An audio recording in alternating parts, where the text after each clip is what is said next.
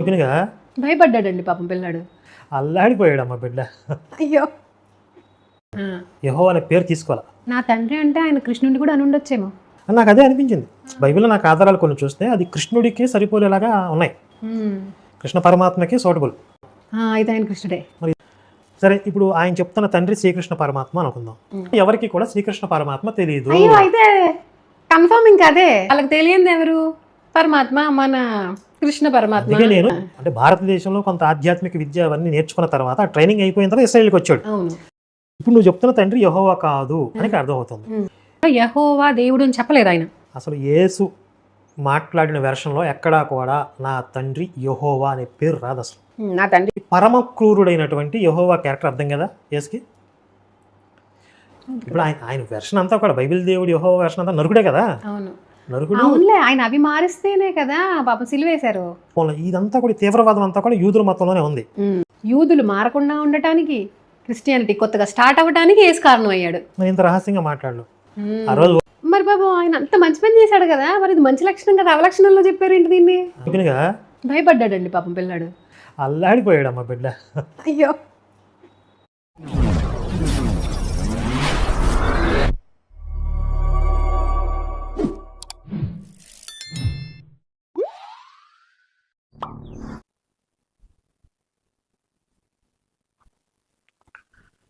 ప్రభువైన యేసుక్రీస్తు నామంలో ఈ యొక్క వీడియో వీక్షిస్తున్నటువంటి వీక్షకులందరికీ నా యొక్క వందనాలండి. అలాగే హైందవులు కూడా నా యొక్క నమస్కారాలు తెలియజేస్తా ఉన్నాను.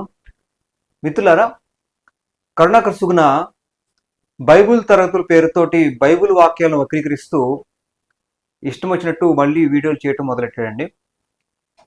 అందులో భాగంగానే మనం గత వీడియోలో యేసుక్రీస్తు యొక్క యవ్వన జీవితము రహస్యమా, యేసుక్రీస్తు 12 సంవత్సరాల నుండి 30 సంవత్సరాల వరకు జీవితం ఏదైతుందో అది రహస్యంగా ఉందా, యేసుక్రీస్తు జీవితం పట్ల ఒక క్లారిటీ ఇస్తూ వాక్యాలు చూపించాను. అలాగే కృష్ణుడు యొక్క యవ్వన జీవితం గురించి, అలాగే కృష్ణుడు వివాహం చేసుకున్న తర్వాత జీవితం గురించి, కృష్ణుడు యొక్క బాల్యం గురించి కూడా వీడియోలు చేశాను. యేసుక్రీస్తు గురించి అలాగే కృష్ణుడు గురించి వారి యొక్క యవ్వన కాల జీవితం గురించి, బాల్యం గురించి మనం గత వీడియోలు చూసాం. సరే, ఇప్పుడు రెండో పార్ట్లో యేసుక్రీస్తు కృష్ణుడు యొక్క కొడుకు, యేసుక్రీస్తు తండ్రి కృష్ణుడు అని చెప్పి మాట్లాడుతూ ఈ కరుణాకర్ సుగుణ మాట్లాడినటువంటి విషయం ఏదైతే ఉందో దాని గురించి ఈరోజు జవాబు చూద్దామండి. మాకు తెలిసిన విషయమే కదా, అసలు క్రీస్తుకి కృష్ణుడికి ఎక్కడ పోలిక అని వెంటనే వీడియో స్కిప్ చేయబాకండి. వాళ్ళ యాంగిల్ ఏంటి, అసలు బైబిల్లో వాక్యాలు ఎలా వక్రీకరిస్తున్నారు, దానికి మనం జవాబు చెప్పగలమా లేదా అనేది తప్పనిసరిగా చూడండి. బైబిల్ పట్ల జ్ఞానాన్ని పెంచుకోండి. అలాగే హైందవులు కూడా ఇలాంటి వారికి బుద్ధి చెప్పండి. అలాగే హైందవులు కూడా సత్యం తెలుసుకోండి. సరే, కరుణాకర్ సుగుణ ఏ విధంగా మాట్లాడాడో ఈ యొక్క యేసుక్రీస్తు తండ్రి కృష్ణుడా కాదా అనేది అంశం మీద చూద్దాం. అలాగే నెక్స్ట్ పార్ట్లో, మూడో పార్ట్లో యేసుక్రీస్తు వారు మోషేని వ్యతిరేకించాడా, మోషేకి విరుద్ధంగా మాట్లాడా అనేది నెక్స్ట్ పార్ట్లో చూద్దాం. విడాకుల గురించి, విడాకులు బైబిల్ ప్రకారంగా వాక్యానుసారంగా కరెక్టేనా, సరైన పద్ధతి విడాకులు అనేది, విడాకుల గురించి మోషే ఏం చెప్పాడు, యెహోవా ఏం చెప్పాడు, యేసుక్రీస్తు ఏం చెప్పాడు, యేసుక్రీస్తు మోషేని వ్యతిరేకించాడా ఈ విషయంలో అనేది నెక్స్ట్ పార్ట్లో చూద్దాం. సరే, ఇప్పుడు రెండో పార్ట్లో చూద్దామండి. కరుణాకర్ సుగుణ ఏ విధంగా మాట్లాడాడో మనం రెండో పార్ట్లో చూద్దాం. యెహోవా అనే పేరు తీసుకోవాలా. నా తండ్రి అంటే ఆయన కృష్ణుడిని కూడా అనుండొచ్చేమో. నాకు అదే అనిపించింది. బైబిల్లో నాకు ఆధారాలు కొన్ని చూస్తే అది కృష్ణుడికి సరిపోలేలాగా ఉన్నాయి. కృష్ణ పరమాత్మకి సూటబుల్. అందుకే 18 సంవత్సరాల జీవితం మాయమైపోవటం, ఈయన ఎక్కడా కూడా యెహోవా పేరు తీసుకోకపోవటం, నా తండ్రి నేను చెప్తే తప్ప ఎవరికి తెలియదని చెప్పడం, అయితే ఆయన కృష్ణుడే. మరి ఇదంతా దేనికి లింక్ అవుతుంది? ఇక్కడ మీరు ఇంకొక పాయింట్ గమనించండి. సరే, ఇప్పుడు ఆయన చెప్తున్న తండ్రి శ్రీకృష్ణ పరమాత్మ అనుకుందాం. మరి శ్రీకృష్ణ పరమాత్మ గురించి లోకంలో ఇంకెవరికి తెలియదా? అవును, అది కూడా తెలుసు కదా. మరి అలా చెప్తాడు అంటే నేను అనుకోవడం, అది ఇజ్రాయెల్ కదా, ఆ సరౌండింగ్స్ వాళ్ళకి మాత్రం ఆయన గురించి తెలియదు కాబట్టి ఇక్కడ నేను ఎవరికి బోధించడానికి వచ్చానని చెప్పాడు? ఇశ్రాయేలు. నేను బోధించే ఈ ప్రాంతంలో ఇక్కడ ఉన్న జనాల్లో ఎవరికి కూడా శ్రీకృష్ణ పరమాత్మ తెలియదు. అయితే కన్ఫర్మ్ ఇంకా అదే. వాళ్ళందరికీ తెలుసు కదా, తెలుసు కదా, వాళ్ళకి తెలియదు ఎవరు? పరమాత్మ, మన కృష్ణ పరమాత్మ. నేను ఇశ్రాయేలుని రక్షించడానికి వచ్చాను ఎందుకు చెప్పాడు? ఇదంతా ట్రైనింగ్ అయిపోయిన తర్వాత వచ్చాడు. అంటే భారతదేశంలో కొంత ఆధ్యాత్మిక విద్య అవన్నీ నేర్చుకున్న తర్వాత ట్రైనింగ్ అయిపోయిన తర్వాత ఇస్రాయల్కి వచ్చాడు. ఇప్పుడు యేసుక్రీస్తు వారు ఎక్కడ కూడా యెహోవా అని చెప్పలేదు, ఆయన పేరు చెప్పలేదు. అలాగే యేసుక్రీస్తు వారు 12 సంవత్సరాల నుండి 30 సంవత్సరాల వయసులో ఎక్కడ ఉన్నాడని చెప్పలేదు. అలాగే యేసుక్రీస్తు వారు తండ్రిని ఎప్పుడు ఎవరు కూడా చూడలేదు అంటున్నాడు. అంటే పాత నిబంధనల భక్తులు చూసింది యెహోవా అని యేసుక్రీస్తు చెప్తున్న విధానం ప్రకారంగా తండ్రిని ఎప్పుడు ఎవరు చూడలేదు అంటే తండ్రిని అంటే కృష్ణుడిని ఎవరు చూడలేదు అని చెప్పి యేసుక్రీస్తు చెప్పినట్లుగా పాత నిబంధనల భక్తులు చూసింది యెహోవా అని. కానీ యేసుక్రీస్తు వారు కొత్తగా కృష్ణుడిని బయలుపరుస్తున్నాడు, కృష్ణుడి గురించి ఎవరికి తెలియదు, నేనే బయలుపరుస్తాను అని చెప్పి యేసుక్రీస్తు వారు చెప్పినట్టుగా. అలాగే యేసుక్రీస్తు వారు ఎక్కడ కూడా తన తండ్రి యెహోవా అని చెప్పలేదు కాబట్టి కృష్ణుడే అని చెప్పి. అలాగే యేసుక్రీస్తు వారు ఈ 18 సంవత్సరాలు ఏదైతే 12 సంవత్సరాల నుండి 30 సంవత్సరాల మధ్యలో 18 సంవత్సరాలు భారతదేశం వచ్చి ఈ యొక్క ఋషుల దగ్గర నేర్చుకొని ఆ జ్ఞానాన్ని సంపాదించుకొని అక్కడికి వెళ్ళినట్టుగా ఇలాగా వీళ్ళు మాట్లాడుతూ ఉన్నారు. ఒక పక్క యేసుక్రీస్తు వారినేమో దూషిస్తుంటారు, యేసుక్రీస్తు వారు వ్యభిచారం వల్ల పుట్టాడు, అక్రమ సంతానం అని మాట్లాడతారు. మళ్ళీ ఒక పక్క యేసుక్రీస్తు వారు కృష్ణుడి యొక్క కొడుకుని మాట్లాడతారు. ఇప్పుడు అక్రమ సంతానం వ్యభిచార సంతానం అయితే అలాంటి వ్యక్తిని ఒక పక్క దూషణకు గురయ్యే వ్యక్తిని తీసుకెళ్లి వీళ్ళు అనుకున్నట్టు వీళ్ళు గొప్ప దేవుడికి కొడుకుగా ఎలా మాట్లాడతారు. మళ్ళీ ఒక పక్క యేసుక్రీస్తు వారు పిచ్చోడని మాట్లాడతారు, ఒక పక్క యేసుక్రీస్తు వారు గొప్ప జ్ఞానిగా మాట్లాడుతూ యేసుక్రీస్తు వారు మా భారతదేశం వచ్చి ఋషుల దగ్గర ఆ జ్ఞానాన్ని పొందుకున్నాడు అని చెప్పి ఒక పక్క మాట్లాడతారు. ఒక పక్క యేసుక్రీస్తు వారిని జ్ఞానిగా మాట్లాడతారు, ఒక పక్క యేసుక్రీస్తు వారిని పిచ్చోడ్లుగా కూడా మాట్లాడతారు. ఒక పక్క ఏమో యేసుక్రీస్తు వారు నమ్ముకున్న వాళ్ళందరినీ కూడా మ్లేచ్చులు అని మాట్లాడతారు. ఒక పక్క పాషాండ మతాల వాడు అని చెప్పి ఒక పక్క మాట్లాడతారు. మరో పక్కనేమో యేసుక్రీస్తు వారు తండ్రి కృష్ణుడు అని చెప్పి మాట్లాడుతూ ఒక పక్క యేసుక్రీస్తు వారు ఎవరో కాదు, మన బయటోడు కాదు, మావాడే అని మాట్లాడతారు. ఒక పక్క యేసుక్రీస్తు నమ్మితే విదేశీ మతం అని నేర్చులు పాషాణ మతాలు మాట్లాడతారు, ఒక పక్క ఏమో యేసుక్రీస్తు వారు మావారని మాట్లాడతారు. మరి యేసుక్రీస్తు వారు మీ వాడు అని మాట్లాడినప్పుడు, యేసుక్రీస్తు వారు కృష్ణుడు యొక్క కొడుకుని మాట్లాడినప్పుడు మళ్ళీ యేసుక్రీస్తు వారిని నమ్మిన వాళ్ళని గర్వాపసి చేస్తుంటారు. మళ్ళీ ఈ కృష్ణ భక్తులకి గర్వాపసి చేస్తుంటారు. మళ్ళీ ఇట్లాగా ఒక పక్క యేసుక్రీస్తు వారిని విమర్శిస్తుంటారు, ఒక పక్క యేసుక్రీస్తు వారిని కలుపుకుంటుంటారు. ఒక పక్క యేసుక్రీస్తు వారిని ప్రజలకు దూరం చేస్తుంటారు, ఒక పక్క యేసుక్రీస్తు వారిని కలుపుకునే ప్రయత్నం చేస్తుంటారు. ఏంటి రెండు నాలుకలు? ఇప్పుడు ఎవరైనా మనం కలుపుకోవాలంటే ఆయనలో గొప్ప లక్షణాలు ఉంటే కదా కలుపుకుంటాము. మరి గొప్ప లక్షణాలు ఒక పక్క యేసుక్రీస్తు ఉన్నాడని చెప్పి ఒప్పుకుంటూ కలుపుకునే ప్రయత్నం చేస్తుంటారు. మళ్ళీ ఒక పక్కనేమో యేసుక్రీస్తు వారిని లేచిన కాడి పొద్దున లేచిన కాడిని తిడుతూ ఉంటారు, దూషిస్తూ ఉంటారు. అంటే వీళ్ళకి స్పష్టత ఏమాత్రం లేదు, వీళ్ళకి ఏమాత్రం జ్ఞానం పనిచేయదు, బుర్ర పనిచేయదు, లాజిక్ పనిచేయదు. ఏదో చేస్తున్నాం, ఏదో చెయ్యాలి ఏదో అని ఒక తపన తప్ప ఇంకోటి లేదు. ఒక పక్క కరుణాకృష్ణుని ఇప్పుడేమో యేసుక్రీస్తులో అవలక్షణాలు ఉన్నాయి అంటాడు. మరి అలాంటి అవలక్షణాలు కలిగిన వ్యక్తి కృష్ణుడికి కొడుకు ఎలా అవుతాడు? మరి అప్పుడు కృష్ణుడు కూడా అవలక్షణాలు కలిగినటువంటి కొడుకుని అన్నాడా? మరి అవలక్షణాలు కలిగినటువంటి కొడుకు కృష్ణుడికి కొడుకు ఎలా అవుతాడు? అవలక్షణాలు కలిగినటువంటి యేసుక్రీస్తు కృష్ణుడికి కొడుకు ఎలా అవుతాడు? అంటే కృష్ణుడిలో అవలక్షణాలు యేసుక్రీస్తు నేర్చుకున్నాడా? ఇట్లాగా పిచ్చి పిచ్చిగా అనవసరంగా మాట్లాడతారు తప్ప ఏమన్నా బుర్ర పని చేస్తుందో వీళ్ళకని అంటున్నారు. అసలు వీళ్ళకి ఏం మాట్లాడుతున్నారో అర్థం కాని పరిస్థితిలో వీళ్ళు ఉన్నారు. కాబట్టి యేసుక్రీస్తు వారి తండ్రి యెహోవా అని తప్ప బైబుల్ ప్రకారంగా యేసుక్రీస్తు వారి యొక్క తండ్రి కృష్ణుడు కాదు. అసలు క్రీస్తుకి కృష్ణుడికి పోలికే లేదండి. ఒక పక్క క్రీస్తేమో గత వీడియోలు చూసాం, క్రీస్తేమో పరిశుద్ధుడు, ఒక పక్క కృష్ణుడేమో భార్య చేత లంపటుడు అనిపించుకున్నాడు, వ్యభిచారం అనిపించుకున్నట్టు చూసాం. కృష్ణుడేమో పాపకర్మలు అనిపిస్తూ ఈ యొక్క శంఖచూడు భార్య విషయంలో కానీ, జలంధుడు భార్య విషయంలో కానీ ఆ శాపాలు పొందుకొని రాముడు అవతారం కానీ ఇలాంటివి పొందుకుంటా ఉంటాడు, తన పాప కర్మలను అనుభవించుకుంటూ ఉంటాడు. క్రీస్తేమో నాలో పాపం ఉందని నిరూపించండి అని చెప్పి ఛాలెంజ్ చేసిన వ్యక్తి. క్రీస్తుకి కృష్ణుడికి ఎక్కడ పోలికుందో అర్థం కావట్లేదు. ఈ విధంగా క్రీస్తు కొడుకు కృష్ణుడు అని చెప్పి కృష్ణుడి కొడుకు క్రీస్తు అని చెప్పి గౌరవంగాని పుస్తకం రాసి ఇస్కాన్ వాళ్ళు ఆ విధంగా ప్రచారం చేసుకుంటా ఉన్నారు. కాబట్టి ఏంటో వీళ్ళకి అర్థం కావట్లా. వీళ్ళు ఏం చేస్తున్నారు వీళ్ళకే అర్థం కాని పరిస్థితుల్లో వీళ్ళు ఉన్నారు. కాబట్టి సత్యం తెలుసుకుందాం. యేసుక్రీస్తు వారి తండ్రి యెహోవాని తప్ప యేసుక్రీస్తు వారి తండ్రి కృష్ణుడు కాదంటానికి బైబిల్లోని వచనాలు ఇవ్వండి చూపిస్తున్నాను. దీని గురించి కూడా రాశాను నా విమర్శకుల సత్యాలు బైబిల్ సత్యాల పుస్తకంలో. చూడండి, యేసుక్రీస్తు తండ్రి యెహోవా కాదు కృష్ణుడు అని వక్రీకరించడానికి విమర్శకులు తండ్రి ఎవరు అని రాసిన అంశానికి జవాబు ఏదైతే నా పుస్తకంలో ఉంది దీని గురించి ఉంది 155వ ప్రశ్నలో.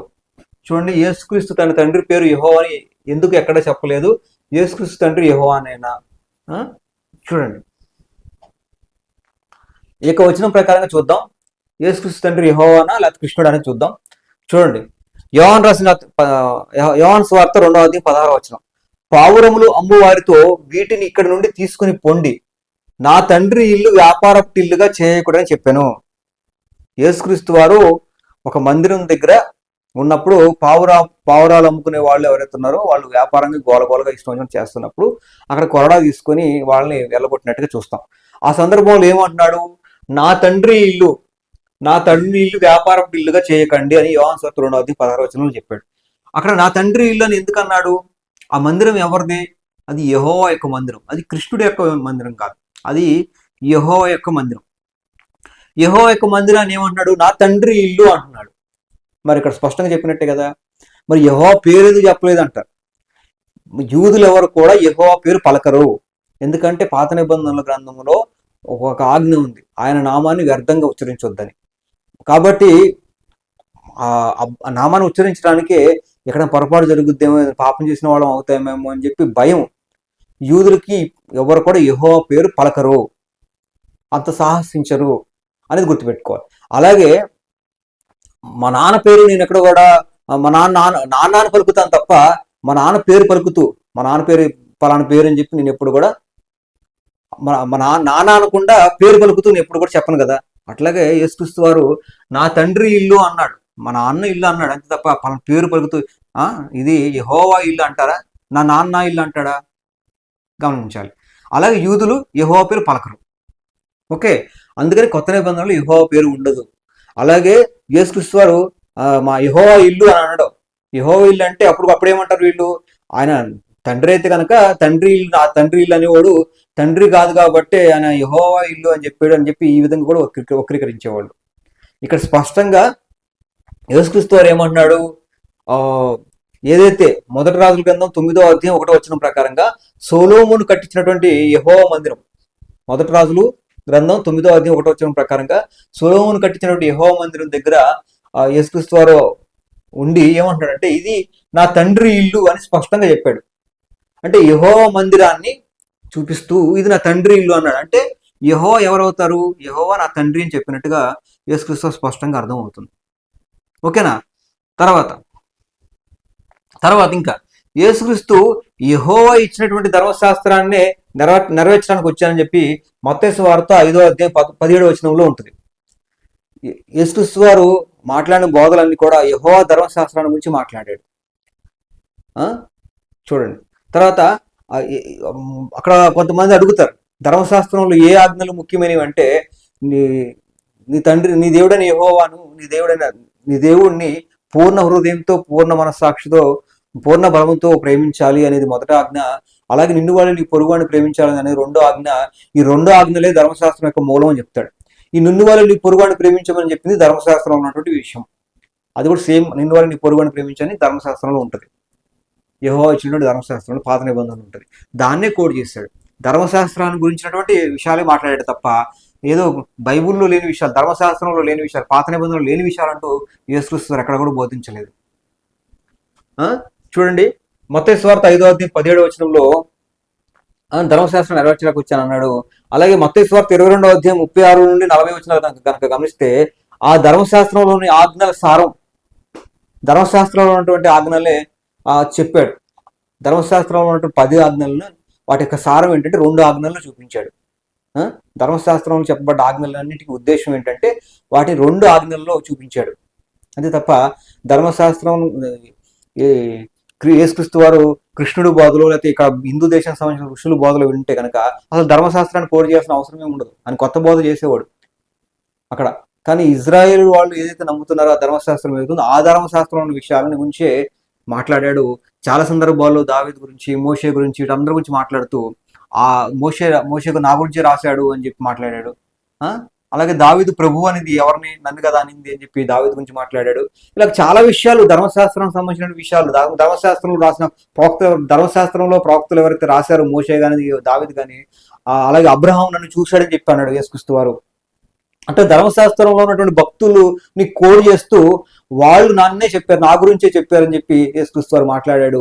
అలాగే ధర్మశాస్త్రంలో ఉన్నటువంటి ఆజ్ఞలన్నింటి సారాన్ని చెప్పాడు, ధర్మశాస్త్రంలో ఆజ్ఞలను నెరవేర్చడానికి వచ్చాడని చెప్పాడు. ఇలా ధర్మశాస్త్రాన్ని గురించి ఆయన బోధిస్తే ఏదో యేసుక్రీస్తు వారు కృష్ణుడు ఏదో హిందూ దేశం వచ్చి ఆ కృష్ణుడు తండ్రిగా భావించుకొని కృష్ణుడు యొక్క తన తండ్రిగా ఏదో వీళ్ళు మాట్లాడుతున్నట్టుగా, కృష్ణుడు తన తండ్రిగా ఆయన బోధలు విన్నట్టుగా, ఆయన బోధలు ప్రచారం చేయడానికి వచ్చినట్టుగా వీళ్ళు మాట్లాడుతూ ఉంటారు.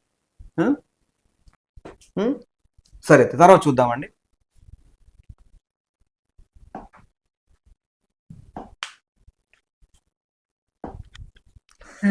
సింపుల్ ఇంకో లాజిక్ చెప్తా. ఇప్పుడు యేసు వెర్షన్ ఏంటి? అహింసావాది. హింసావాది కాదు కదా, అంటే ప్రేమ, శాంతి ఇలాంటి లక్షణాలను బోధించాడు అని చెప్తారు కదా. వ్యతిరేకంగా కూడా కొన్ని చెప్పాడు, అవి కొంచెం లిమిటెడ్ గా, అవి తక్కువ. అంటే ఒక 10% హింసాత్మకంగా మాట్లాడు, 90% మామూలుగా ఇదే వర్షం మాట్లాడాడు. మరి అలాంటి అహింసావాదికి పరమ క్రూరుడైనటువంటి యెహోవా క్యారెక్టర్ అర్థం కదా యేసుకి. ఇప్పుడు ఆయన వెర్షన్ అంతా కూడా బైబిల్ దేవుడు యెహోవా వెర్షన్ అంతా నరుకుడే కదా. నరుకుడు ఆయన అవి మారిస్తేనే కదా బాబు సిలువేశారు. ఇప్పుడు వాటికి వ్యతిరేకంగా మాట్లాడుతున్నాడనే కదా దీన్ని యూదులు పట్టుకుంది. అంటే ఇక్కడ యేసు క్లియర్ గా యూదులందరికీ ఏదైతే ఒక నమ్మకంలో, ఇశ్రాయేల్ అందరూ ఏదైతే ఒక నమ్మకంలో ఉన్నారో ఆ నమ్మకాలకు వ్యతిరేకంగా మాట్లాడాలి, అవి తప్పు అని చెప్పాలి. కానీ ఓపెన్ గా చెప్తే చంపేస్తారు కాబట్టి ఇలా మార్మికంగా మాట్లాడుతున్నాడు. ఇక్కడ ఇంకో పాయింట్ ఏంటంటే, యేసుక్రీస్తు తండ్రి యెహోవా కాదు కృష్ణుడు అని చెప్పడానికి వీళ్ళు తీసుకుని వచ్చిన ఏంటంటే, యేసుక్రీస్తు తండ్రి యెహోవా కాదు, ఎందుకంటే యెహోవా చాలా క్రూరంగా, చాలా హింసాత్మకంగా ఉండేవాడు యెహోవా. కానీ కృష్ణుడు మాత్రం చాలా శాంత స్వరూపంగా ఉంటాడు. మరి యేసుక్రీస్తు వారు శాంత స్వరూపాన్నే, ఇది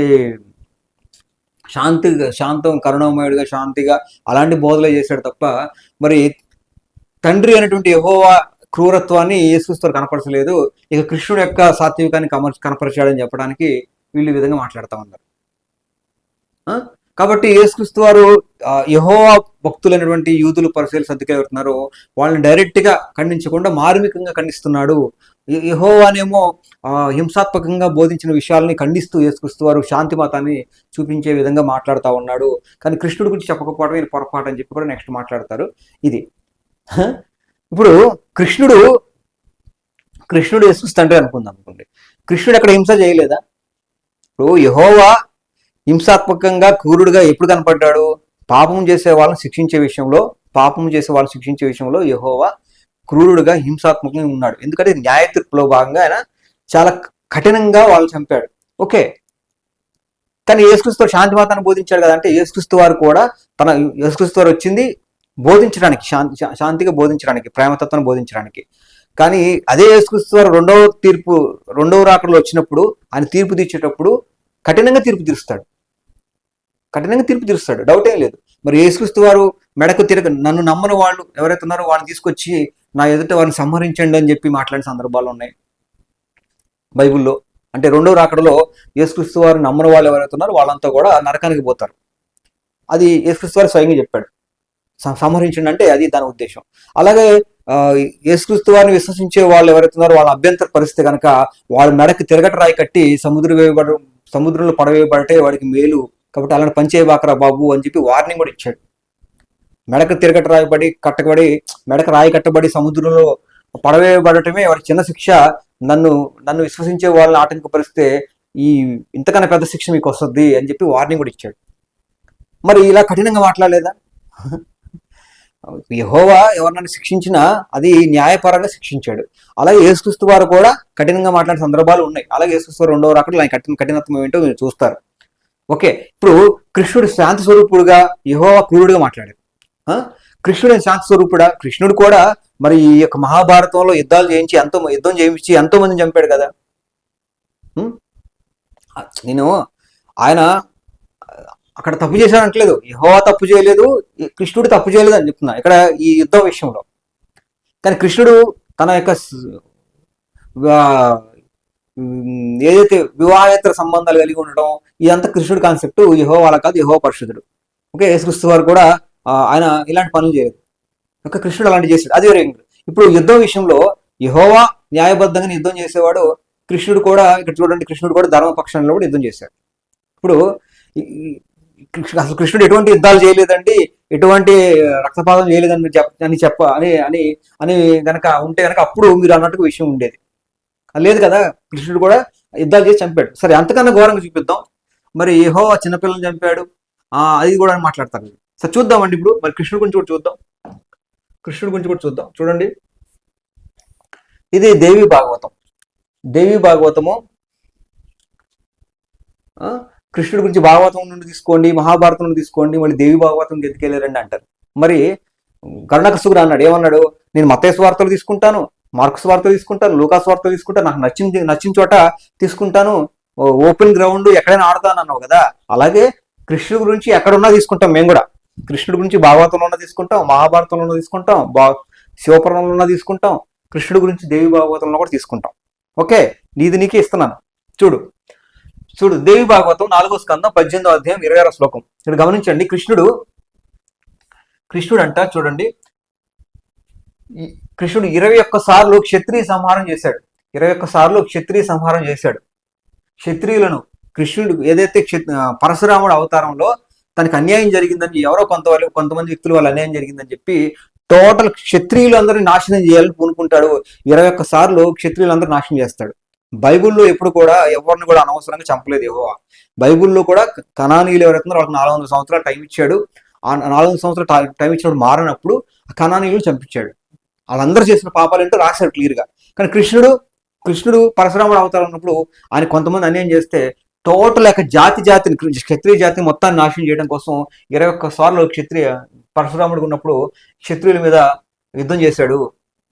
ఆ యుద్ధం చేసే క్రమంలో ఏం చేశాడు చూడండి, ఆ గర్భస్థ శిశువులను కూడా సంహరించాను. గర్భస్థ శిశువులు, గర్భంలో ఉన్నటువంటి పిండాలను సైతం చంపాడు పరశురాముడిగా అవతారం ఉన్నప్పుడు అని మాట్లాడుతున్నారు. ఇక్కడ యెహోవాను క్రూరుడు అది అని మాట్లాడు కర్ణకసుగుణ.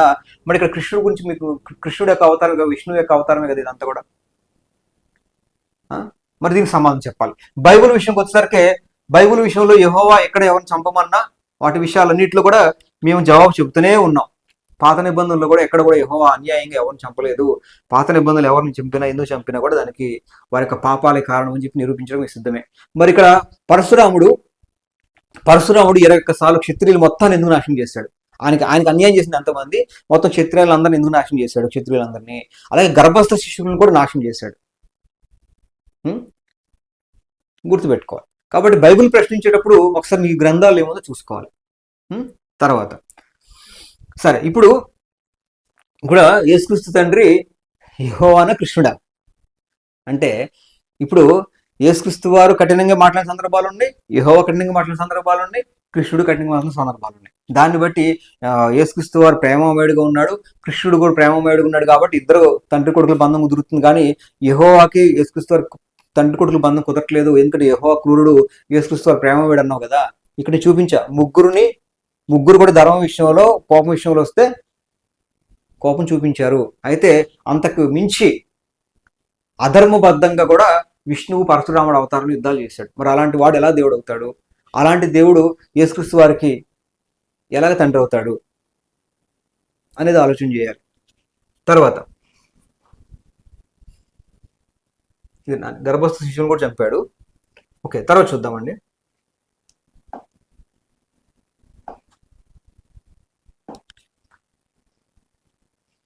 ఈ భూమి మీద అసలు ఆధ్యాత్మికత అనేది తెలియకుండా ఒక కర్కోటకుని దేవుడిగా నమ్ముతున్న జాతి ఇశ్రాయేలీయులు. ఉన్నారు వీళ్ళు, వీళ్ళని మార్చాలనుకున్నాడు. నేను బోధించాల్సిన అవసరం వీళ్ళకే ఉంది కాబట్టి అక్కడికి వచ్చానని చెప్పి, వాళ్ళ కోసం వచ్చానని చెప్పాడు. ఇప్పుడు పాపుల కోసం తప్ప నీతి మంత్రులకు అవసరం లేదని చెప్పాడు. లోకం అంతా నీతి మంత్రులు కాదు దాదాపుగా. ఇజ్రాయలీసే పాపులు అయితే ఈ లెక్కన మీకు తీవ్రవాదం అక్కడి నుంచే మొదలైంది కదా. విగ్రహారాధన పాపం అని, ఇతర మతాలను చంపేయాలి, అవశేషాలు లేకుండా నిర్మూలన, ఇదంతా కూడా తీవ్రవాదం అంతా కూడా యూదుల మతంలోనే ఉంది. ప్రపంచం అంతా కూడా ఏదో ఒక రూపంలో హిందుత్వమే ఉంది. కాబట్టి అంతో ఎంతో ప్రతి జాతిలో కూడా ఆధ్యాత్మికత అనేది ఉంది. ఒక్క ఈ యూదు మతం, మోషేతో ప్రారంభమైన యూదు మతంలోనే తీవ్రవాదం ఉంది. కాబట్టి నేను ఈ మతాన్ని సంస్కరించాలి. అయ్యో పాపం అండి, ఆయన చంపేశారు. మరి బాబు ఆయన అంత మంచి పని చేశాడు కదా, మరి ఇది మంచి లక్షణం కదా, అవలక్షణంలో చెప్పారు ఏంటి దీన్ని? అదే రహస్యంగా ఎందుకు చెప్పాలి, ఓపెన్ గా చెప్పి ఉండొచ్చు కదా. ఇప్పుడు ఈ రహస్యంగా చెప్పడం వల్ల ఈయన ఏదైతే ఒక మతాన్ని సంస్కరిద్దామని చూశాడో ఆ మతాన్ని సంస్కరించడం పక్కన పెట్టి ఇంకో కొత్త మతం తయారయ్యాడు. యూదులు మారకుండా ఉండటానికి, క్రిస్టియానిటీ కొత్తగా స్టార్ట్ అవ్వడానికి ఏసు కారణం అయ్యాడు. ఇంత రహస్యంగా మాట్లాడు. ఆ రోజు ఓపెన్ గా భయపడ్డాడండి పాపం పిల్లాడు, అల్లాడిపోయాడు అమ్మ బిడ్డ. అయ్యో ఇక్కడ చూడండి, ఎవరు అల్లాడిపోయారు చూద్దాం. వీళ్ళు అల్లాడిపోతున్నారు, యేసుక్రీస్తు వారి తండ్రి కృష్ణుని చెప్పుకోవడానికి అల్లాడిపోతున్నారు వీళ్ళు. ఇప్పుడు నేను చెప్పే విషయం ఏంటంటే, వీళ్ళు యేసుక్రీస్తు వారు అది యెహోవా కిరాతకుడుగా క్రూరుడుగా ఉన్నాడు అది అని చెప్పి మాట్లాడుతూ ఏమంటున్నారంటే, విగ్రహారాధనని వ్యతిరేకించేవాళ్ళు వీళ్ళు, కాబట్టి క్రూరులు అది అని మాట్లాడుతున్నారు. విగ్రహారాధన ఎవరు వ్యతిరేకించేవాళ్ళు? విగ్రహారాధన బైబిల్ వ్యతిరేకించింది. ఓకే, విగ్రహారాధన వ్యతిరేకిస్తే క్రూరులు టెర్రరిస్టులు అయిపోతారా? చూద్దాం, చూడండి. హిందూ గ్రంథాల్లో కూడా విగ్రహారాధన వ్యతిరేకించిన సందర్భాలు ఉన్నాయి. ఉపనిషత్ దర్శనములో పుస్తకంలో ఈ యొక్క జయంత చక్రవర్తి అనువాదం 108 ఉపనిషత్తులు ఒక బుక్లోనే ఉంటాయండి. ఇందులో గనక గమనిస్తే దర్శనోపనిషత్తు 4వ ఖండం 5వ మంత్రంలో కనుక గమనిస్తే చూడండి, ప్రతిమలు అనేవి చూడండి అజ్ఞానం అని చెప్పి ఇవి కల్పించబడ్డని ఉంది మంత్రంలో. చూడండి దీని గురించి చూడండి. ఇక్కడ ప్రతిమలు అనేవి మూర్ఖుల భావన కోసమే కల్పించబడ్డవి. విగ్రహాలంట మూర్ఖుల భావన కోసమే కల్పించబడ్డాయి అంట. అలాగే మైత్రోపనిషత్తు 2వ అధ్యాయం 27వ మంత్రంలో గనక గమనిస్తే ఈ యొక్క శిలామయాలు, లోహమయాలు, మణిమాయాలు, మృతికామయాలు అని దేవతా విగ్రహాలను పూజించకూడదు. ఎందుకంటే అవి తిరిగి వారికి పునర్జన్మ కలగజేస్తుంది. మోక్షం కోరుకుని ఎత్తి తన హృదయంలో ఉన్న పరమాత్మని అర్చించాలి కానీ బాహ్య పూజ చేయకూడదు. చూసారా? ఇప్పుడు గమనించండి. కాబట్టి ఇక్కడ విగ్రహారాధన విషయంలో బైబిల్ ఒప్పుకోలేదు. ఓకే, విగ్రహారాధన పేరుతో ఏమొస్తుంది? ఎందుకు ఒప్పుకోలేదు అంటే, విగ్రహారాధన పేరుతో విచ్చలవిడితనం వస్తుంది. ఇజ్రాయెల్ వాళ్ళు చేశారు. విగ్రహారాధన పేరుతో బళ్ళు, ఈ పిల్లల బళ్ళు ఇవన్నీ కూడా కనాను దేశం వాళ్ళు చేసేవాళ్ళు. మొలక దేవత ఇవన్నీ కాన్సెప్ట్. సరే, విగ్రహారాధన ఉద్దేశం వద్దని ఉంటాయి కారణాలు, బోల్డ్ కారణాలు ఉన్నాయి బైబిల్లో. అయితే అదే విగ్రహారాధన వద్దని హిందూ గ్రంథాల్లో కూడా ఉంది. హిందూ గ్రంథాల్లోనే కాదు, ఆర్య సమాజం అనే సమాజం స్థాపకుడు దయానంద సరస్వతి లాంటి వాళ్ళు విగ్రహారాధన వ్యతిరేకిస్తారు. అలాగే బ్రహ్మ సమాజం కొత్తగా వాళ్ళు కూడా విగ్రహాన్ని వ్యతిరేకిస్తారని తెలిసింది. ఓకే, కాబట్టి అనేది హిందుత్వంలోని విగ్రహాలను వ్యతిరేకించే వాళ్ళు ఉన్నారు. ఇది విగ్రహాల గురించి. ఇక టెర్రరిజం అంటున్నారు. ఓకే, బైబిల్లో యెహోవా దేవుడు ఎవరిని చంపినా కూడా దాని కారణం చెప్పాడు. వాళ్ళ పిల్లల్ని వాళ్ళు అగ్నిహోత్రంలో వేసి కాల్చడం కానీ, పిల్లల బళ్ళు ఇవ్వటమే కానీ ఇదంతా చేసేవాళ్ళు. విగ్రహారాధన పేరుతోటి విచ్చలవిడితనము, యానిమల్ సెక్స్, అలాగే జంతు సంయోగము, అలాగే గే వ్యవస్థ, అలాగే తల్లి చెల్లి భేదం లేకుండా ఇష్టం వచ్చిన వ్యభిచారం అనేది లూకాసు మనకి లేవికాండం 18వ అధ్యాయంలో ఉంటుంది. ఇవన్నీ చూపిస్తూనే చంపాడు. ఆయన అన్యాయంగా ఎప్పుడు చంపలేదు. టెర్రరిజం చేశారు అంటున్నారు. నేనేది ఏంటంటే, అసలు హిందూయిజంలోనే ఈ బౌద్ధుల్ని చంపింది ఎవరు? ఊచకొత్త వచ్చింది ఎవరు? అలాగే శైవులకి వైష్ణవులకి పడకుండా ఎన్ని యుద్ధాలు చేసుకున్నారు? ఇవి కాదు, గమనించండి. ఈ మధ్య కూడా చూస్తున్నాం, ఇప్పుడు కూడా శైవులకి వైష్ణవులకి పట్ల చిన్నజీ స్వామి గారు ఇట్లాగా ఈ యొక్క శైవుల్ని విమర్శిస్తూనే ఉన్నారు. కాబట్టి గమనించాలి, ఇక్కడ టెర్రరిజంగా బౌద్ధుల విషయాలు చేసింది ఎవరు? ఇవన్నీ పరిశీలన చేయాలి. కాబట్టి ఇక్కడ గమనించండి. అది అలాగే యేసుక్రీస్తు వారు మరి అవలక్షణాలు ఉన్నాయని మాట్లాడుతున్నారు ఒక పక్క, మళ్ళీ యేసుక్రీస్తు వారు గొప్పోడు జ్ఞాని అని మాట్లాడుకుంటున్నారు ఒక పక్క. సరే, యేసుక్రీస్తు వారిలో అవలక్షణం ఏంటంటే, యేసుక్రీస్తు వారు ఎక్కడ కూడా కృష్ణుడిని చెప్పకపోవటం అంట. తన తండ్రి కృష్ణుడిని చెప్పకపోవటం వల్ల కొత్తగా క్రైస్తవ మతం వచ్చింది. యూద మతం, జూడాయిజం, అలాగే క్రైస్తవ మతం వచ్చింది తప్ప, అదే యేసుక్రీస్తు వారు నేను కృష్ణుడు నా తండ్రి ఆ హిందూయిజం గురించి చెప్పుకుంటే ఈరోజు హిందూయిజం డెవలప్ అయిపోయేది, క్రైస్తవ మతం వచ్చేది కాదు అని చెప్పకపోవటం వల్లే, భయపడటం వల్లే, అల్లాడిపోవటం వల్లే ఈ క్రైస్తవ మతం వచ్చింది అనేది వీళ్ళు అనుకుంటున్న విషయం. యేసుక్రీస్తు వారు కొత్త క్రైస్తవ మతం అంటే ఎక్కడదో కాదు, ఎవరైతే యూదులు ఎవరుతున్నారో వాళ్ళదే క్రైస్తవ మతం. కాకపోతే కొంతమంది యూదులు ఇప్పటికీ యేసుక్రీస్తు వారిని అంగీకరించారు కాబట్టి వాళ్ళు సపరేట్గా ఉన్నారు తప్ప, ఈ క్రైస్తవం అనేది కొత్తగా పుట్టిన మతం కాదు, క్రైస్తవం కొత్తగా పుట్టిన మార్గం కాదు. క్రైస్తవం అనేది యెహోవా యొక్క మార్గమే. దాన్నే స్థాపించాడు యేసుక్రీస్తు వారు. అలాగే యేసుక్రీస్తు వారు స్వయంగా చెప్పింది, తండ్రి ఎక్కువ, కుమారుడు ఎక్కువ, పరిశుద్ధాత్మ ఎక్కువ. అంటే తండ్రి అంటే యెహోవా ఎక్కువ, కుమారుడు అని ఈయన ఎక్కువ, పరిశుద్ధాత్మ ఎక్కువ నామంలో బాప్తిస్మం అన్నాడు. తండ్రిని ఎక్కడ వేరు చేయలేదు యేసుక్రీస్తు వారు.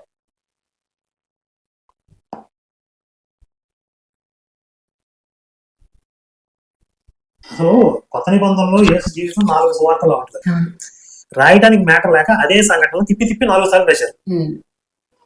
ఎందుకు ఆ 4 ఒక సువార్త తీసుకుని మిగిలిన 3 సువార్తల్లో 3 భాగాలు, అంటే మొదటి సువార్తలో చెప్పని భాగాన్ని బాల్యం వరకు ఇక్కడ, యవ్వనం వరకు ఎక్కడ, శిలువ వేయక ముందు ఇక్కడ, శిలువ వేసిన తర్వాత ఇక్కడ, ఇట్లా రాయొచ్చు కదా. దాదాపుగా 4 సువార్తల్లో కూడా తిప్పి అవే సంఘటనలు ఉంటాయి. మళ్ళీ అందులో కూడా ఆ తిప్పి రాసిన సంఘటనలో కూడా కాంట్రడిక్షన్స్. ఇప్పుడు సిలువేయడానికి పట్టుకోవడానికి వచ్చినప్పుడు అక్కడ ఏం జరిగింది అంటే కాంట్రడిక్షన్స్. కాబట్టి రాసిన ఆ కొద్దిపాటి జీవితం కూడా ప్రామాణికంగా లేదు, కాంట్రడిక్షన్స్ వచ్చాయి కాబట్టి. ఇక సబ్జెక్టులకు వెళ్లే ముందు వీళ్ళు ఏమంటున్నారంటే, యేసుక్రీస్తు గురించి బైబుల్లో 4 సువార్తలు ఉన్నాయి. మత్తయి, మార్కు, లూకా, యోహాను సువార్త 4 సువార్తలు ఉన్నాయి. 4 సువార్తలు రాసిన అవసరం ఏంటి, ఒకటి రాస్తే సరిపోద్ది కదా అని చెప్పి మాట్లాడుతున్నారు. ఇప్పుడు మరి అలాంటి కృష్ణుడి గురించి భాగవతము, అలాగే మహాభారతము, అలాగే కృష్ణుడి గురించి దేవి భాగవతము, కృష్ణుడి గురించి శివపురాణము, కృష్ణుడి గురించి రకరకాల చోట ఎందుకు రాస్తున్నారు? కృష్ణుడి బాల్య గురించి మరి ఒక సందర్భంలోనే ఉందా, అంతటా లేదా? అలాగే హిందూ గ్రంథాల్లో ఒక దగ్గర ఉన్న విషయాలు అన్ని చోట్ల ఉంటాయి. దాదాపు ఏదో శివపురాణంలో ఉన్న విషయాలే కొన్ని చోట్ల దేవి భాగవతంలో ఉంటాయి. అలాగే ఇలాగా అంటే శంఖచూరుడు తులసి వృత్తాంతం కానీ, ఈ జలంధర్ వృత్తాంతం కానీ, ఇలాంటి శివపురాణాలు ఉంటాయి. అలాగే కొన్ని మిగతా గ్రంథాల్లో ఉంటాయి. అలాగే ఇప్పుడు కాంట్రడిక్షన్స్ అంటున్నారు, అలాగే కాంట్రడిక్షన్స్ కూడా ఉంటాయి. ఎలా అంటే హిందూ గ్రంథాల్లో ఈ ఒక గ్రంథంలో రాసిన విషయాలు ఇంకో గ్రంథంలో కూడా కొంచెం వేరేగా రాస్తుంటారు, వ్యతిరేకంగా కూడా రాస్తుంటారు. అది అయితే బైబిల్లో వచ్చేసరికి కాంట్రడిక్షన్స్ లేవు, బైబిల్లో వాక్యాలు వైరుధ్యాలు లేవు అని చెప్పి నేను చాలా వీడియోలు చేశాను. దాదాపు ఆ ప్లేలిస్ట్ లింక్ డిస్క్రిప్షన్లో ఉంటుంది, చూడండి. అయితే యేసుక్రీస్తు మరణ పునరుత్థాన విషయంలో కూడా కాంట్రడిక్షన్స్ ఉంది అని మాట్లాడతారు. దాని గురించి స్పష్టంగా స్పెషల్గా ఒక వీడియో చేశాను. యేసుక్రీస్తు వారు చనిపోయి లేచిన తర్వాత ఏమైనా వైరుధ్యాలు ఉన్నాయా అనే విషయాల మీద చాలా విషయాలు స్పష్టతిస్తూనే ఉన్నాను. బైబిల్ వాక్యాలు వైరుధ్యం అంటే ఏంటంటే, ఒక చోట రాసిన విషయాన్ని ఖండిస్తూ ఇంకొక చోట రాయబడితే అది వైరుధ్యం అంటారు. కానీ బైబిల్లో మత్తయిలో రాయని విషయాలు మార్కులో ఉంటాయి, మార్కులో రాయని విషయాలు లూకాలో ఉంటాయి, లూకాలో రాయని విషయాలు యోహాన్లో ఉంటాయి. ఈ 4 సువార్తల్లో ఒక సువార్తల్లో రాయని విషయాలు ఇంకొక సువార్తల్లో ఉంటాయి తప్ప, ఒక సువార్తల్లో రాసిన విషయాలు ఖండిస్తూ ఇంకొక సువార్తలో రాయబడదు అనేది నేను చాలాసార్లు ప్రూవ్ చేసి ఆ వీడియో లింక్ డిస్క్రిప్షన్లో చూడండి. బైబిల్ వాక్యాల వైరుధ్యాలు లేవని చెప్పి. సరే, ఇప్పుడు 4 సువార్తలకు ఎందుకు రాశారు అంటే, మత్తయి రాసిన విధానం వేరు. మత్తయి సువార్త వచ్చేసరికి యేసుక్రీస్తు ప్రవచన పురుషుడు, ధర్మశాస్త్రం చెప్పబడ్డ ప్రవచనాలు ఏవుతున్నాయి వాటిని కోడి చేస్తూ మత్తయి సువార్తలు ఉంటాయి. మార్కు సువార్తలో ఒక రకంగా ఉంటాయి, లూకా సువార్తలకు వచ్చేసరికి చారిత్రకంగా ఉంటాయి. హిస్టారికల్ గా బేస్ చేసుకుని ఆ యొక్క సంఘటనలో ఏ సందర్భాల్లో ఏ రాజుల కాలం జరిగింది, ఎలా జరిగింది అనేది చారిత్రక ఆధారంగా ఉండేట్టుగా లూకా సువార్త రాయబడుతుంది. యోహాను సువార్త వచ్చేసరికి యేసుక్రీస్తు దేవుడు అని చూపించే విధంగా మనకి యోహాను సువార్తలో రాయబడి ఉంటుంది. అట్లాగా ఒక్కొక్కళ్ళు ఒక్కొక్క దృక్పథం రాశారు, దృక్పథంతో ఆ విధంగా చూపిస్తూ రాశారు తప్ప, మత్తయి రాసిన దాన్ని యోహాను ఖండించలేదు, యోహాను రాసిన దాన్ని మార్కు ఖండించలేదు, మార్కు రాసిన దాన్ని లూకా ఖండించలేదు.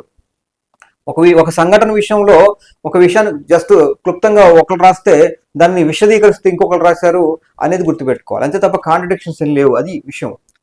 అది ఏదేమైనప్పుడు కూడా ఎక్కడ ఎన్నిసార్లు రాయబడ్డా, ఎక్కడన్నా వైరుధ్యంగా రాశారా లేకపోతే ఎక్కడన్నా తప్పు కనపడిందా అనేది చూడాలి తప్ప, ఇది ఈ విధంగా బైబిల్ వాక్యాలు వైరుధ్యాలు ఉన్నాయని చెప్తూ ఇది అనవసరంగా చాలా కాంట్రడిక్షన్స్ ఉన్నాయని చెప్పి చాలా మంది ఇలా మాట్లాడుతూనే ఉన్నారు. వాటికి ఎంతో మంది జవాబు చెబుతూనే ఉన్నారు. బైబిల్కి ఆ శక్తి సామర్థ్యాలు ఉన్నాయి. మరి హిందూ గ్రంథాల్లో ఉన్నాయా, హిందూ గ్రంథాల పట్ల ఆ యొక్క జవాబు చెప్పే స్తోమత ఉందా అనేది కూడా వీక్షకులు తెలుసుకోవాలి. హిందూ గ్రంథాలు చాలా వైరుధ్యాలు ఉన్నాయి. అది ఇప్పుడు టాపిక్ కాదు, తర్వాత చూద్దామండి. దేవుడు నేను చెప్పుకోవట్లేదు కదా, అంటే స్పష్టంగా యేసు క్యారెక్టర్ లో తాను దేవుడిగా చెప్పుకునేటువంటి వెర్షన్ లేదు అసలు. వీళ్ళు అక్కడక్కడ ఒక ముక్కలు ఏరుకొచ్చి అతికించాల్సిందే తప్ప, ఇక్కడ యేసుక్రీస్తు దేవుడు అని చెప్పుకున్నట్టుగా బైబిల్లో లేదు, కానీ అక్కడక్కడ కొన్ని ముక్కలు ఎత్తుకొచ్చారన్నారు. అంటే అక్కడక్కడ కొన్ని సందర్భాలు యేసుక్రీస్తు దేవుడు అని చెప్పుకున్నాడని అర్థం అవుతుంది కదా. ఒప్పుకునే మనస్తత్వం లేదు వీళ్ళకి లేదు. అసలు యేసుక్రీస్తు వారిని ప్రధానంగా యూదులు వ్యతిరేకించింది, యేసుక్రీస్తు వారిని ప్రధానంగా యూదులు చంపింది, సిలువ మరణానికి అప్పగచెప్పింది యేసుక్రీస్తు తాను దేవుడు అని చెప్పుకోవటం వల్ల. అందుకే ఆయన మీదకి రాళ్ళు ఎత్తారని ఉంది. అలాగే యేసుక్రీస్తు వారు తను తాను దేవునితో సమానుడుగా చేసుకున్నాడని కూడా వాక్యాలు ఉన్నాయి. యూదులకు ప్రధానంగా కోపం వచ్చిందంటే యేసుక్రీస్తు వారు తాను దేవుడితో సమానుడుగా చేసుకుంటా ఉన్నాడు. దేవుడు కుమారుడు అని చెప్పడం అంటే దేవుడితో సమానుడుగా చేసుకోవటం వారి భాషలో, వారికి అర్థమయ్యే భాషలో. కాబట్టి యేసుక్రీస్తు వారు దేవుడిని చెప్పుకోవటం వల్లే 4 సువార్తలు ప్రధానంగా అక్కడక్కడ చెప్పడం కాదు. యేసుక్రీస్తు వారు తాను నేను విశ్రాంతి దినానికి ప్రభువునని చెప్పి అట్లాగా ఆయన దేవుడితో సమానుడుగా చేసుకున్నట్టుగా స్పష్టంగా దాని విషయంలోనే వాళ్ళు కోపగించుకున్నారు. అలాగే ధర్మశాస్త్రం విషయంలో కూడా ఏదో మార్చాడు వల్ల యేసుక్రీస్తు ధర్మశాస్త్రాన్ని వ్యతిరేకించాడనో, ధర్మశాస్త్రానికి ఆయన వ్యతిరేకంగా ప్రవర్తించాడనో యేసుక్రీస్తు వారిని చంపారని చెప్పి మాట్లాడుతుంటారు. కానీ యేసుక్రీస్తు వారు ధర్మశాస్త్రాన్ని కోడి చేస్తూ మాత్రమే ఆయన తన స్పీచ్లుగానే ఉండేవి. అలాగే ధర్మశాస్త్రానికి విరుద్ధంగా వీళ్ళు ప్రవర్తిస్తున్నారు, మూఢాచారాలు కలిగి ఉన్నారు, ధర్మశాస్త్రం చెప్పని విషయాలను వీళ్ళు మూఢాచారంగా కలిగి ఉన్నారు, విశ్రాంతి దినం నాడు మేలు చేయటం కూడా ధర్మం కాదు అన్నట్టుగా శాస్త్రుల పరిచయాలు ఉన్నప్పుడు విశ్రాంతి దినం నాడు మేలు చేయటం ధర్మమా కాదా అని వాళ్ళు ప్రశ్నించడం అలాంటి కొన్ని మూఢాచారాలు, ధర్మశాస్త్రం చెప్పనటువంటి విషయాలు, కొన్ని మూఢాచారాలు యూదులు పరిచయాలు సర్దుకేలు పెట్టుకున్నప్పుడు వాళ్ళని ఖండిస్తూ చెప్పిన సందర్భాలు ఉన్నాయి.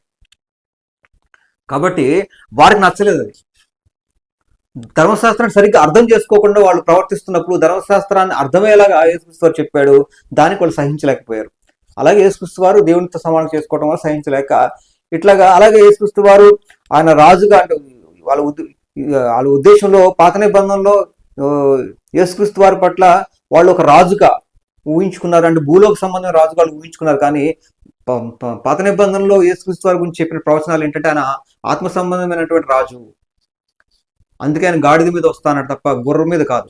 గుర్రం మీద వచ్చేవాడు భూలోక సంబంధం రాజు అవుతాడు, ఆయన గాడిద మీద రావడం గల కారణమే అది. ఇలాంటి చాలా విషయాలు ఉన్నాయి. కాబట్టి అవన్నీ అర్థం చేసుకోలేనటువంటి యూదులు ఎవరైతే ఉన్నారో వాళ్ళకి అర్థమయ్యేలా చెప్పే విధానాన్ని బట్టి, అలాగే యేసుక్రీస్తు వారిని మెస్సయ్యని వాళ్ళు చూసిన విధానం వేరు, బైబిల్ చెప్పిన విధానం వేరు. మెస్సయ్య గురించి యూదులు చూసినటువంటి ఈ పరిసయ్యులు సర్దుకేలు చూసిన విధానం వేరు, మెస్సయ్య గురించి బైబిల్ చెప్పిన విధానం వేరు అనేది ఇవన్నీ కూడా మనకి బైబిల్ చూస్తే అర్థం అవుద్ది. కాబట్టి ఇదన్నీ లోతైన విషయాలు.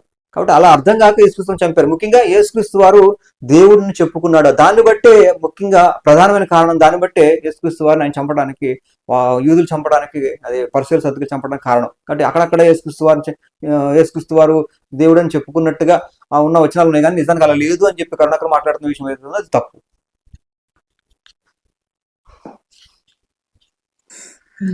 స్పష్టంగా ఏం చెప్తున్నాడు, నేను ఎవరికైనా చెప్తాను వాడికి తప్ప ఆ తండ్రి గురించి తెలియదు. మరే సరిగ్గా చెప్పాడు ఆయన ఎవరో? మీకు ఆ ప్రశ్న కాదు అసలు. ఇక్కడ రావాల్సింది ఏంటి, ఇప్పుడు ఈయన చెప్తున్న తండ్రి యెహోవా అంటారు కదా సాధారణంగా పాస్టర్. మరి యెహోవా గురించి పాత నిబంధన అంతా ఉంది, చాలా మంది ప్రవక్తలు చెప్పారు కదా. అవును కదా, అవునా? ఏసు ఒక్కడికి మళ్ళీ ఏసు చెప్తే నీకు కూడా తెలిసేది లేదు కదా ఇందులో. ఇప్పుడు నువ్వు చెప్తున్న తండ్రి యెహోవా కాదు అని అర్థం అవుతుంది. ఇట్లా మంచి మంచి ప్రవక్తలు ఉన్నారు నా గురించి బాగా అర్థం చేసుకున్న వాళ్ళు అని యెహోవా కితాబ్ ఇచ్చాడు కదా ఓల్డ్ టెస్టమెంట్ లో. మరి వాళ్ళెవరికి యెహోవా తెలీదా? మోషే ఎవరికైతే చెప్పాడు, దావీదు ఎవరికైతే చెప్పాడు, వాళ్ళందరికీ యెహోవా తెలీదా? తెలుసు కదా, స్పష్టంగా ఉంది కదా. అంటే ఇక్కడ యేసు చెప్పిన ప్రకారం ఆ తండ్రి యెహోవా కాదు, అందుకే అక్కడ ఆయన పేరు చెప్పలేదు కదా. ఇప్పుడు బైబిల్లో యేసు స్టోరీ ఉన్నంత వరకు ఎక్కడా కూడా యెహోవా దేవుడు అని చెప్పలేరు ఆయన. అసలు యేసు మాట్లాడిన వెర్షన్ లో ఎక్కడా కూడా నా తండ్రి యెహోవా అనే పేరు రాదు. అసలు నా తండ్రి యెహోవా అన్న పేరు లేదు, దేవుడు యెహోవా అన్నది కూడా లేదు కదా, ఎక్కడ చెప్పదు సార్. ఇక్కడ యేసుక్రీస్తు వారి గురించి ఒక వచనం చూపించాడండి. యేసుక్రీస్తు వారు తండ్రిని ఎవరు కూడా తెలుసుకోలేరు, నేనే బయలుపరచాలని చెప్పి యేసుక్రీస్తు వారు కొత్త నిబంధనలు చెప్పిన వచనం ఉంది. దానికి నేమంటాడు కరుణాకృష్ణ, యేసుక్రీస్తు వారు తండ్రిని యెహోవాను బయలుపరచడం ఏంటి, ఆల్రెడీ యెహోవా గురించి పాత నిబంధన అందరికీ తెలుసు కదా, మళ్ళీ ఈయన కొత్తగా బయలుపరిచేది ఏంటి, అందరికీ యెహోవా పరిచయం కదా అంటున్నాడు. అక్కడే మరి బైబిల్ విషయంలో వీళ్ళు పప్పులో కాలేస్తున్నారు. బైబిల్ గురించి అర్థం కాలేదు వీళ్ళకి. చూద్దామండి బైబిల్లో ఏముందో చూద్దాం. అలాగే కరుణాకర్ సుగుణ ఏదైతే మాట్లాడుతున్న విషయాలు అవుతున్నాయి ఇవన్నీ కూడా నేను కరుణాకర్ సుగుణ పుస్తకాలు, 2 పుస్తకాలు, విమర్శకుల బైబిల్ సత్యాలు ఏదైతుందో పుస్తకం ఏదైతుందో కరుణాకర్ రాసిన 2 పుస్తకాలకి జవాబుగా నేను రాసిన పుస్తకం ఇది. ప్రతి మాట కరుణాకర్ రాసిన ప్రతి దానికి కూడా జవాబు ఇస్తూ పుస్తకం రాశా. ఈ పుస్తకం అయితే లేదు, స్టాక్ లేదు, అయిపోయినాయి. కానీ పీడిఎఫ్, ఉచిత పీడిఎఫ్ లింక్ డిస్క్రిప్షన్లో ఉంది, ఉచితంగా ఉంది, అది డౌన్లోడ్ చేసుకుని మీరు జిరాక్స్లు తీయించుకోండి. కాబట్టి కరుణాకర్ సుగుణాకి ఏదో మేధావి అని అనుకోబాకండి, వాటన్నిటికీ జవాబులు ఇచ్చాం. పరిశుద్ధ బైబిల్ పవర్ ఉంది. సరే, ఇప్పుడు ఒక టాపిక్ లోకి వెళ్దాం. చూడండి,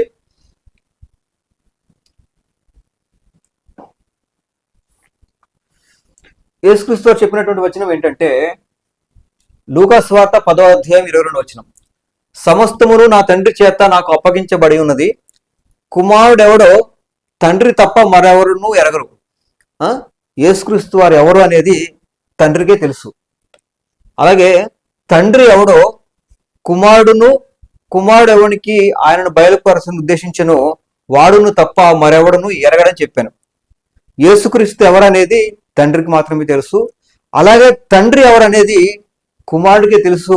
అలాగే తండ్రి గురించి ఎవరైనా తెలుసుకున్నారు అంటే అది కుమారుడే బయలుపరిచాడు. చూడండి, కుమారుడు ఎవరికి ఆయనను బయలుపరచని ఉద్దేశించను యెహోవా గురించి తెలియజేయాలని అని కుమారుడు కనిపిస్తున్నప్పుడు,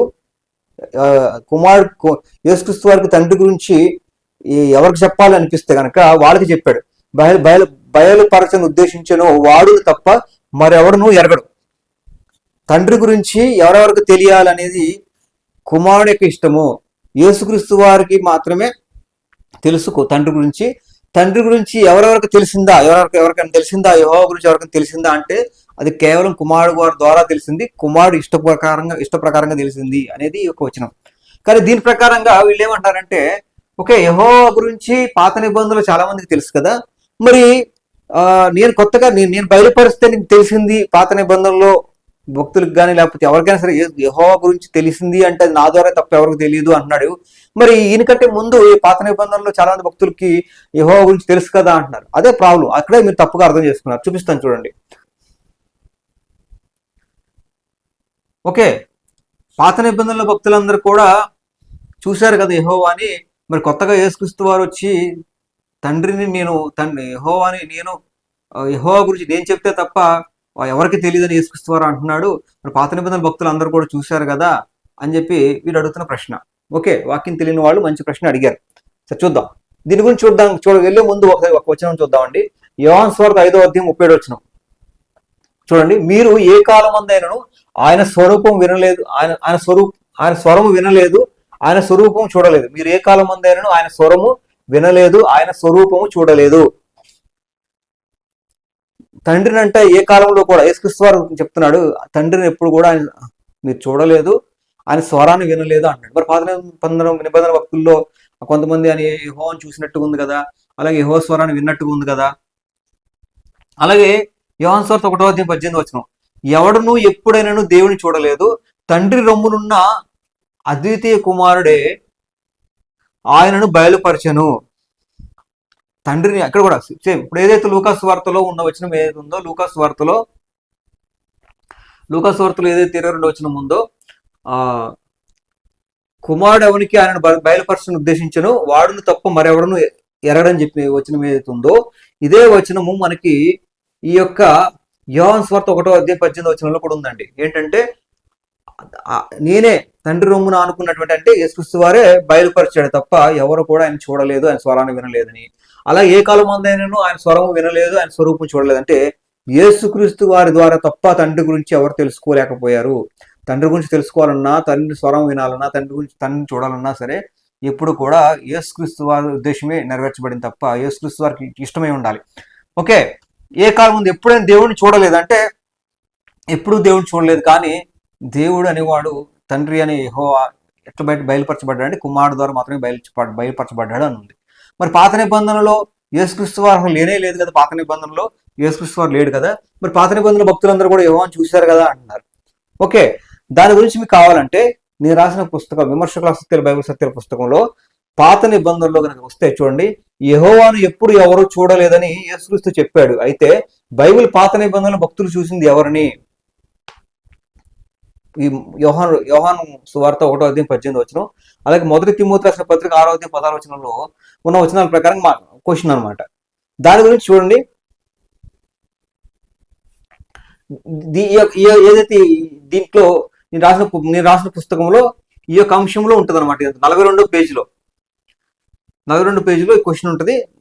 ఓకే, యెహోవా పంపిన యెహోవా అనే కాన్సెప్ట్ లో యెహోవా పంపిన యెహోవా కాన్సెప్ట్ లో పాత నిబంధనల భక్తులందరూ కూడా చూసింది యేసుక్రీస్తు వారినే. పాత నిబంధనల భక్తులందరూ చూసింది ఆయన స్వరాన్ని వినిందంతా కూడా యేసుక్రీస్తు వారిని తప్ప తండ్రి కాదు. తండ్రి కాదు, తండ్రి పేరు యెహోవా పేరు యేసుక్రీస్తు వారికి పెట్టబడింది.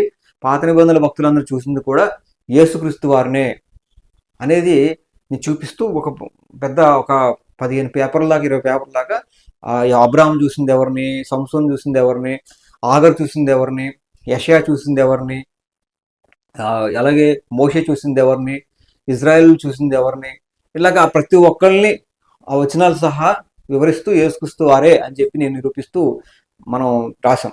కాబట్టి పాత నిబంధనల భక్తులు యెహోవాను చూశారు కదా, యేసుక్రీస్తు వారు కొత్తగా నేనే బయలుపరిచాను యెహోవా అని పాత నిబంధన ఎవరు కూడా యేసుక్రీస్తు వారు బయలుపరచకుండా యేసుక్రీస్తు వారు తెలియజేయకుండా తండ్రి గురించి ఎవరు కూడా తెలుసుకోలేదు అంటే మన పాత నిబంధన భక్తులు ఎలా తెలుసుకున్నారంటే, పాత నిబంధనలో ఉన్న భక్తులు కూడా తెలుసుకుంది యెహోవాను కాదు, తండ్రిని అయిన యెహోవాను కాదు, యెహోవాగా ఉన్నటువంటి యేసుక్రీస్తు వారిని తెలుసుకున్నారు.